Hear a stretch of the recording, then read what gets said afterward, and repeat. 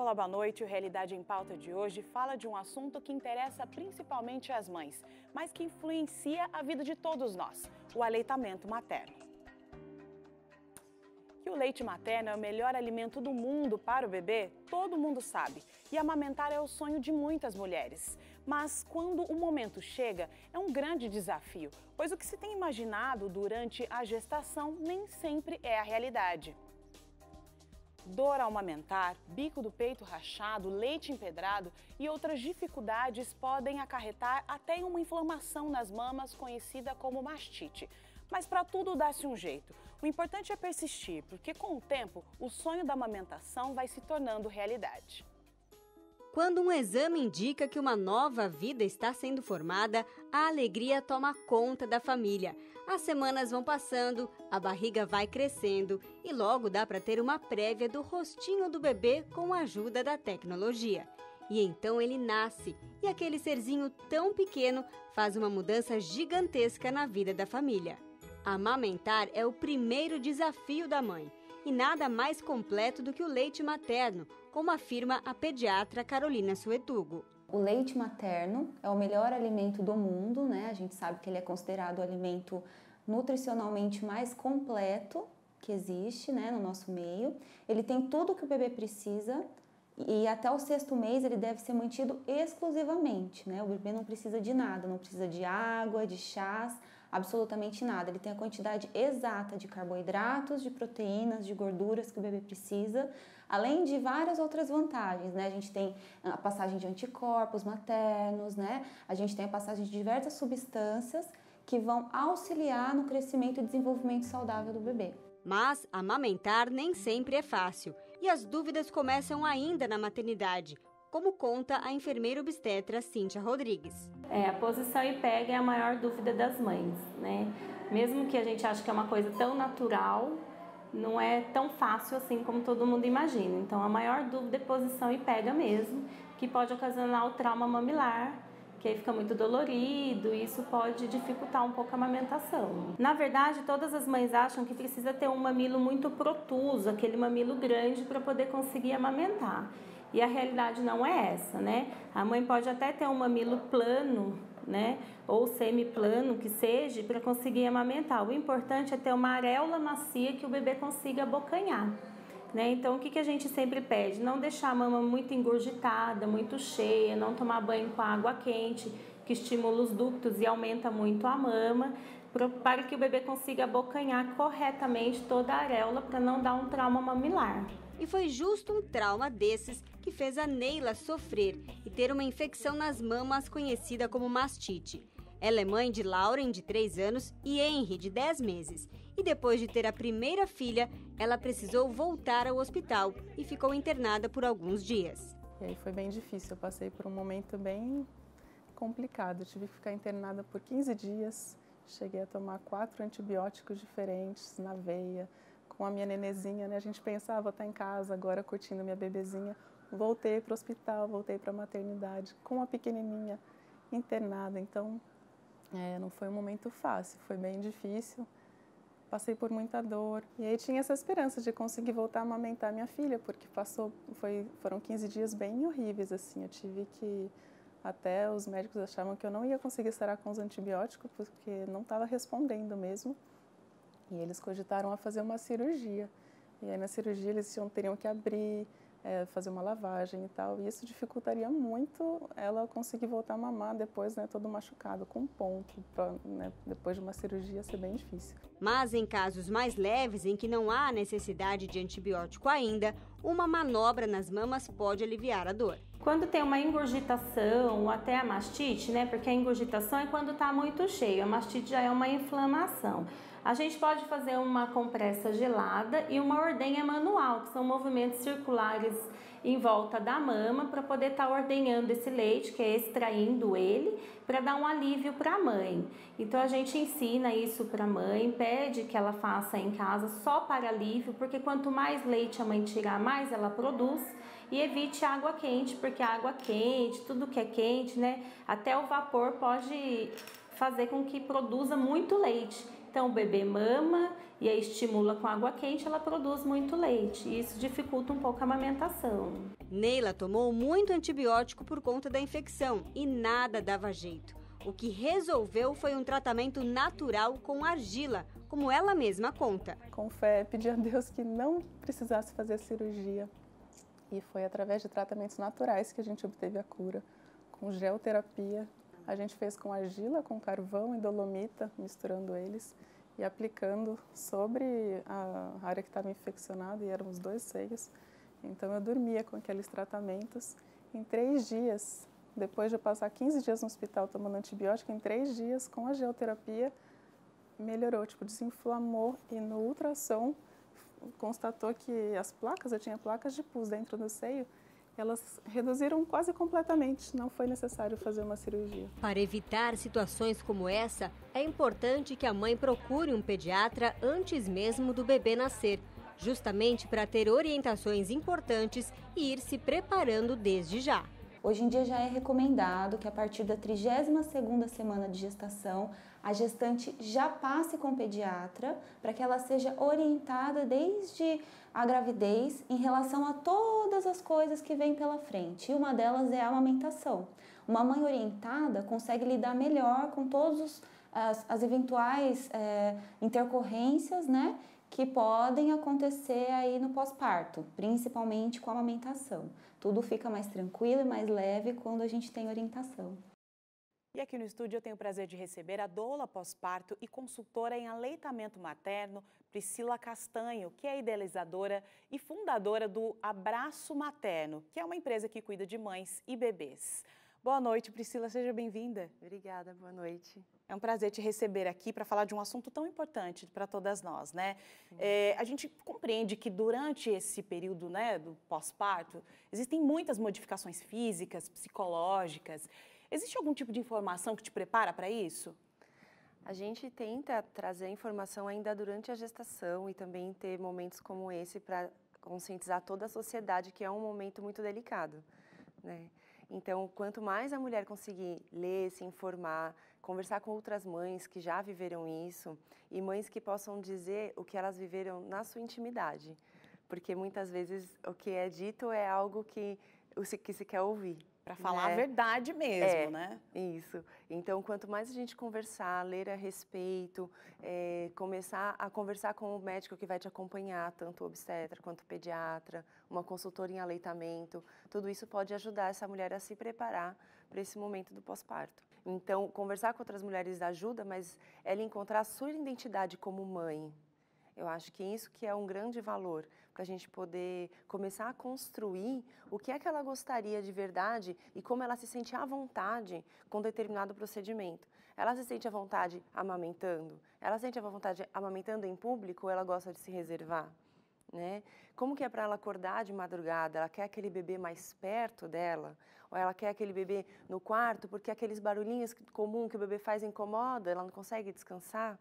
Então, são perguntas tão simples que durante a gestação a mulher nem imagina que isso vai fazer alguma diferença, né? Enquanto ela está grávida, ela quer o bebê e quer... E pronto, ver a criança e tá tudo certo, né? Mas é aí que vem os desafios, né? E a nossa reportagem falou um pouco sobre esse processo da amamentação, que é muito importante, e a nossa conversa aqui está centrada no puerpério, né? O que é o puerpério? Então, o puerpério é um termo técnico, que é o termo correto, mas muitas mulheres chamam de pós-parto, né? Então, o puerpério é o momento que a mulher vive após a chegada de um bebê. Existe até o processo de puerpério para a mãe que adotou um bebê. Então, só o fato de chegar um bebê nessa família, ou uma criança, não precisa ser em idade de bebê, essa mulher, que era uma mulher, se torna mãe. Independente da mãe de um filho, de 2, de 3, cada processo um momento de puerpério, onde ela sofre, quando o bebê foi gerado por ela, né, uma queda hormonal de muitos hormônios e uma sobrecarga de hormônios de outra forma. Então, emocionalmente, psicologicamente, ela está muito num estado novo. Então, ela está no estado de alerta, onde ela fica conectada com aquele bebê o tempo inteiro, numa privação de sono. Então, a privação de sono já impede que o nosso corpo produza algum tipo de substâncias que a gente usa para o nosso descanso, para o nosso repouso, né? Um nível de atenção, de dedicação, se foi o primeiro filho, nunca vivido. Como é ficar dedicada a um ser por 24 horas, numa conexão, numa fusão muito intensa, né? O corpo dela antes, que estava produzindo hormônios e substâncias para gerar um bebê, agora ele produz hormônios e substâncias para gerar leite. E é o tempo inteiro, não tem vou gerar leite de 3 em 3 horas ou vou produzir leite no almoço e no jantar. Não dá para programar, né, esse processo. Então, o puerpério ele é esse momento onde ela sofre diversas alterações em todos os leques da vida dela. É possível dizer que é como se tudo estivesse fora do controle, né? Tudo. Não é como não, é verdade. É exatamente isso, né? O puerpério, ele é um processo totalmente fora do nosso controle. O bebê, ele nasce completamente dependente. Ele não vive se ele não for cuidado, né? Então, essa responsabilidade, a gente não sabe se o bebê vai precisar da mãe, do pai, dali meia hora ou dali 3 horas, né? Então, a gente não sabe se aquele choro é por fome, ou se é por frio, ou porque ele está se sentindo inseguro. Então, como que a gente vai acolher? Como que a gente vai conseguir acertar, vamos dizer assim? É por isso que se dá a depressão pós-parto? A depressão pós-parto tem a ver com todas essas mudanças, essas substâncias que fazem efeito, que têm efeito sobre a mulher, ou tem a ver com o ambiente, com a pressão, com essa coisa de que quem é mãe, com certeza já passou por isso, muitas opiniões ao mesmo tempo, né? É a mãe, é a tia, é a avó, é o marido, todo mundo tem uma opinião diferente em relação àquilo que você está fazendo, mais insegurança. Qual é o carro-chefe ali, o que gera essa depressão pós-parto? Então, a depressão pós-parto, ela é uma patologia que ela tem que ser diagnosticada por um profissional qualificado, onde nem todas as mulheres vivem uma depressão pós-parto. Existe o baby blues, que é uma tristeza materna, que é comum, 80% das mulheres vivem. Só que como se fala muito da depressão pós-parto, algumas mulheres estão na tristeza materna e acham que estão com depressão. Porque o choro, ele vem de forma sem motivo, muitas vezes, né? O cenário influencia muito. Então, de tudo que você disse, do cenário, dos palpites, dos hormônios, tudo compõe o estado emocional alterado dessa mulher. E no pós-parto, no momento do puerpério, essas emoções ficam mais afloradas ainda. E aí, quando ela vai ficando cada vez mais intensa, ela pode se transformar de uma tristeza materna para uma depressão pós-parto. Algumas situações podem fazer com que a produção do leite pela mãe não esteja tão boa, mas há mecanismos que ajudam o corpo a produzir mais leite, como a ingestão de alguns tipos de alimento e também uma técnica chamada de relactação. Luciana tinha acabado de ter o Gabriel quando a nossa equipe esteve no hospital. E logo no início dessa nova realidade, ela já recebeu orientações preciosas quanto ao aleitamento materno e não estava tendo dificuldades. Durante a gravidez, eu li bastante sobre o assunto. A minha doula é consultora em aleitamento materno, então me deu umas dicas. Umas amigas minhas também que tiveram bebê há pouco tempo também me falaram algumas técnicas. Então, isso me ajudou e está ajudando. A produção do leite é algo curioso. A descida do leite costuma acontecer em torno do 3º dia após o parto. Até lá, o bebê pode ser saciado com o colostro. Quanto mais o bebê suga, mais a produção é estimulada. Mas essa produção leva um tempo para ser adequada de acordo com a demanda do bebê. E a produção pode sofrer algumas influências, como afirma a consultora em aleitamento materno, Joyce Zanardi. A produção do leite em si, ela pode até depender do emocional daquela mulher, do descanso, da alimentação, da ingesta hídrica, da quantidade de líquido que ela bebe.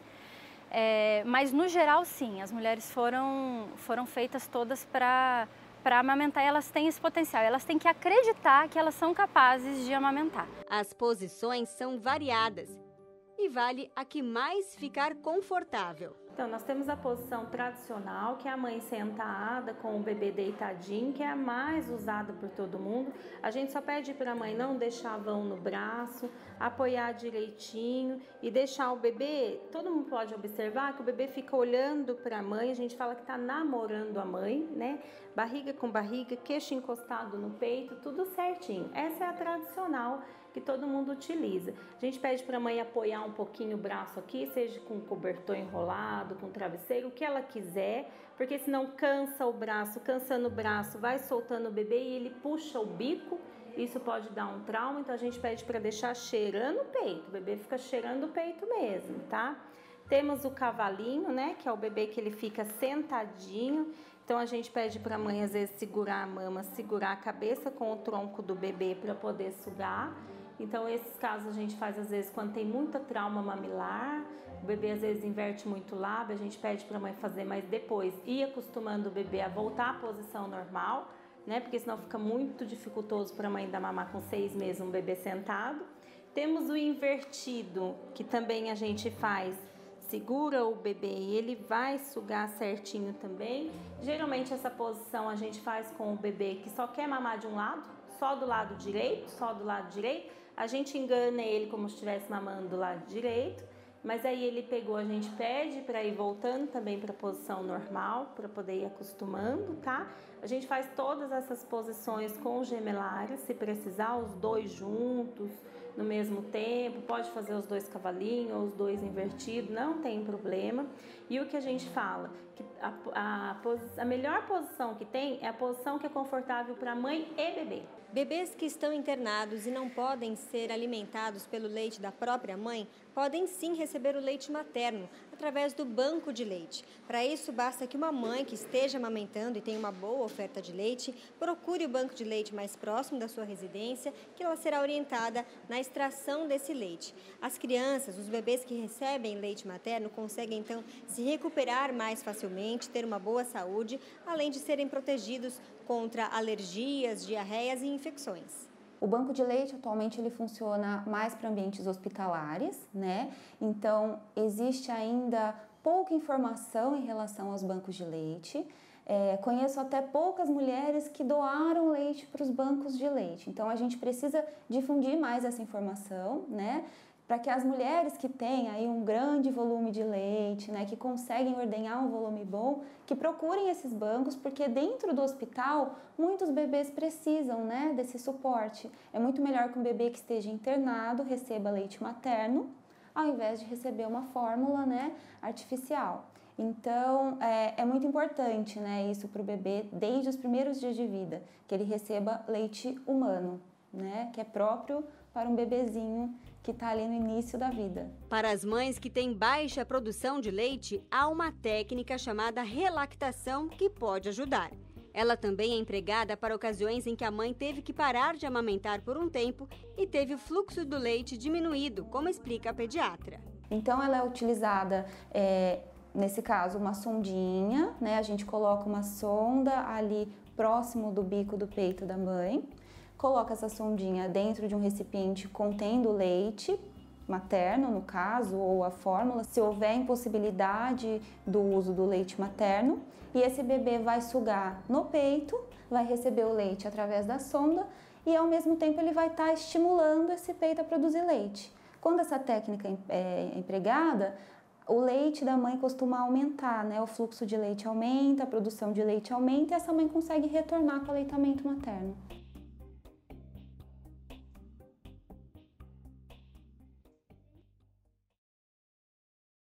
E a gente volta aqui para a nossa conversa com Priscila Castanho, que é doula, pós-parto, e está conversando com a gente um pouco sobre o puerpério, que é o período que a mãe passa logo após o nascimento do bebê.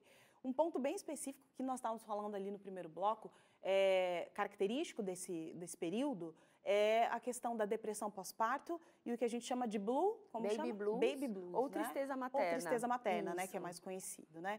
Como diferenciar esses dois aspectos? Porque é necessário que você tenha com cuidados profissionais, né? Mas nas duas opções o acolhimento da família ou daqueles que cercam essa mãe. Sim. Vale comentar, assim, que toda família, no momento da chegada do bebê, precisa de ter um acolhimento.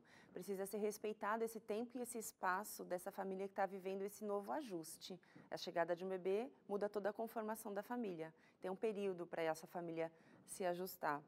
Da depressão pós-parto é um processo psicológico onde a mulher, ela às vezes não consegue ter vontade, ela não tem vontade, é diferente de não ter tempo na maternidade, né? Então ela não tem vontade de comer, ela não tem vontade de tomar banho, não tem vontade de cuidar do bebê, né? Muitas vezes ela olha para o bebê e já aconteceu de estar um caso, eu estar atendendo, falar para ela assim, você gostaria de pegar o bebê no colo? Ela olhar para mim, não consegue, não consigo, difícil. né?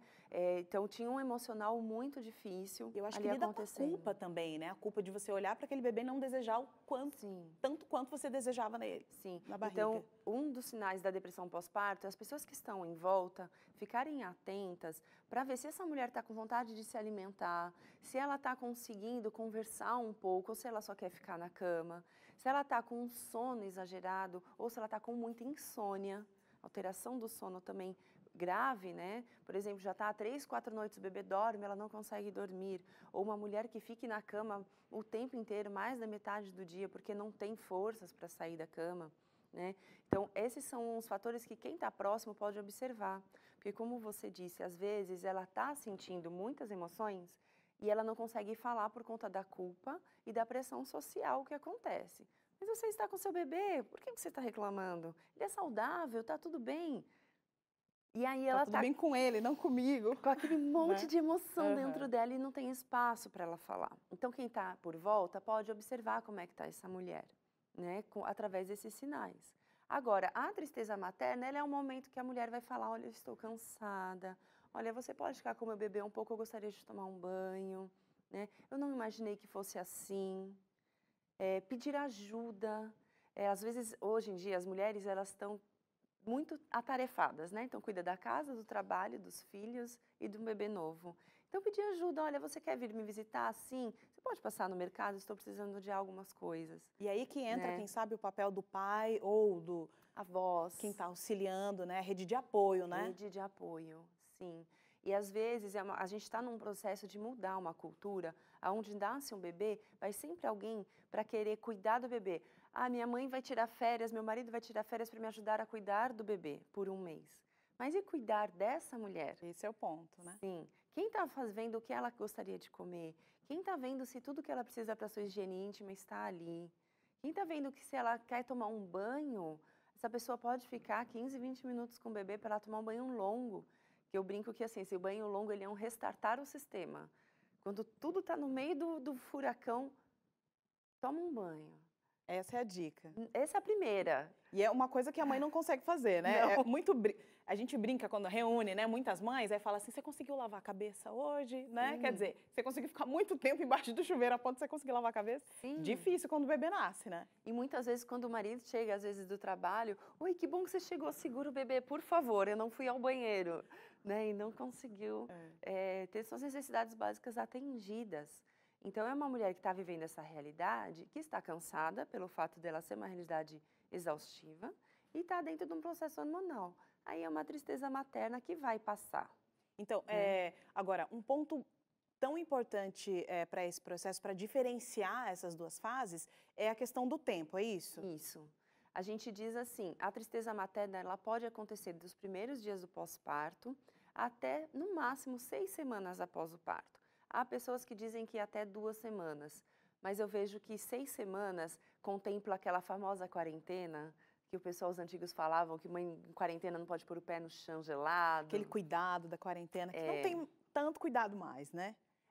Mas passou por um momento exagerado, mas é muito importante essa mulher ter um momento para ela conseguir se conectar e fazer a fusão do binômio mãe-bebê acontecer. Então, quarentena é um momento, que são as 6 semanas após o parto, que tudo está em um grande ajuste.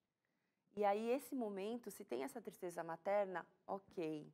Passou desse período, essa mulher continua, não quer sair da cama, não quer tomar banho, não quer comer. Ela pode procurar um profissional ou até numa consulta de pós-parto com o obstetra ou pediatra, o marido pode falar, olha, doutor, eu acho que estou sentindo alguma coisa diferente, porque aí talvez esse médico ele possa conseguir fazer algumas perguntas para aquela mulher se sentir segura e falar o que está acontecendo no íntimo dela. É muito complicado, né? Mas também é um momento muito importante, interessante para todos nós. Muito obrigada por dividir o seu conhecimento conosco, por estar aqui. Obrigada pela oportunidade, espero ter contribuído para a gente poder acolher as famílias e promover mais consciência social mesmo, de que a mulher realmente precisa de um cuidado e de uma atenção no pós-parto, como toda a família. Excelente. O Realidade fica por aqui. Você pode rever esse e outros programas no nosso site, novotempo.com/jornalismo. Uma boa noite para você. Até o próximo programa.